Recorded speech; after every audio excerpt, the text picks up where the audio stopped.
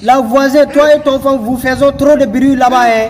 Yo, when I Peru, je knock shot, tellement ne kersini. Album moi, je ne puis de choc, ça y est, ne yurmini. Bi, me mbode me rappa. Me nango gonge me lappo, god dinja de kundo de leppa. Fuck Tonia Fiya, mata jangi na kuno Tonia de fotani tonje. Mamzo D, bitch, anka motherfucking fake. Hey yo, wear them. Still I'm a mic, Jessico killer, my man. Me maboye tudalgal, rotu hadi honje sa huche mamzo wata hedde afiyal. Hala net and gundam dam right, sayidi nganya kam. Ada yidi andude, komi holyon, archalo imbedaji 6'5". Pourtant de min jalti beddo o mi kabende kambe be pourti be jorti teni hip hop be borti. Akom bedde muri khos risky do e business fof. Hamin jalti bedde ghetto zero defet.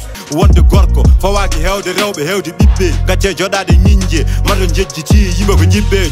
Rap pire defet. Fuck lamtoro posi. Nafiga gal ma tag hay groupel modon fusi. Bikam wadi tabel mudum nana yeye jabbe anya ligo en balla yuma.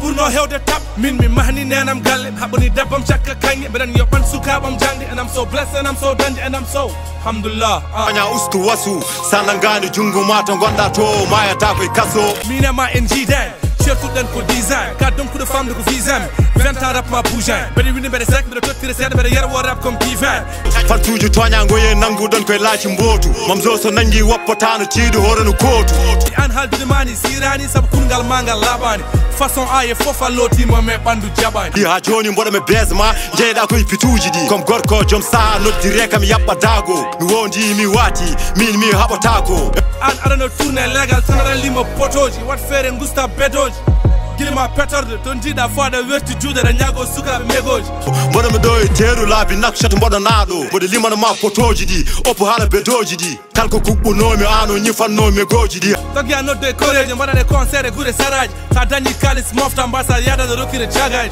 carrière mako son goto baddo eat pit hay dum na jia son mamin nguru mamin nyam mamin kar ngujjuda ko morso karis mamin kal six force attaque fils serek bedeno duwana ma yo alla jarnu tampere sa fugi demal patago hambida intérêt sa wiya force nade ridat mako jase jambere galle mawdo adeli jabademi de wonno ka tapet acci wonde bottere dillin mako dillere tak ma jabade boddu mako madam kokket kalmi ko ne leri buri hay tembere hono mami yawi hen sappo ya addo temdere projet ji mane jelbi kanji foko poubelle farnere ara hala madam taw ala ko watma ara watte yam hakille higga kiram waratma mami fierap hakwa taw mi halani hala famima. Assalamu alaikum la famille, j'espère que vous allez bien. Minen alhamdulillah rabbil alamin.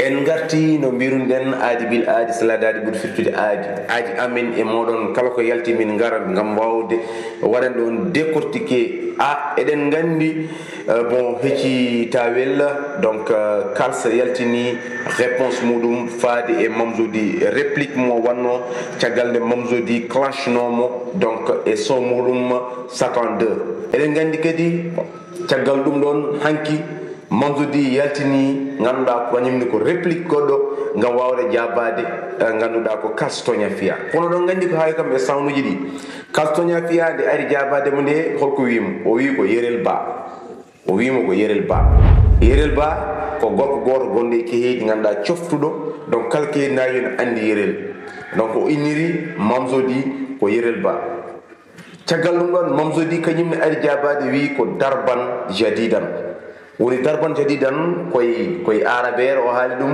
woni piggal kesal donc piggal kesal ngalaw ari fiide Tonia Fiya eden gandi tiagal de kas jabim de haalini e saw mudum wimo fami accu nganda ko madame o donc ala ko wima kadi o wimbe de wawi fiidem taw memani famima donc Mamzo D kanyum ari wimo mbede andi ka biade ya jabo wima ya jabo ko madame coquette donc eden gandi ha joni Mamzo D ena clash kals ko non mema hen madame kals ko non holko buri welde e clash uji di donc clash uji di buri welde hen fof ille de quoi donc voilà ko bor anene sa susan fay su jo joftada donc voilà ko dum non mbin ma voilà enji darban jadidan enji yerel ba jonon on dido tan borondire hala bon ha wodi bido cierne min ngara min cierne Kals mais pour kala wala indam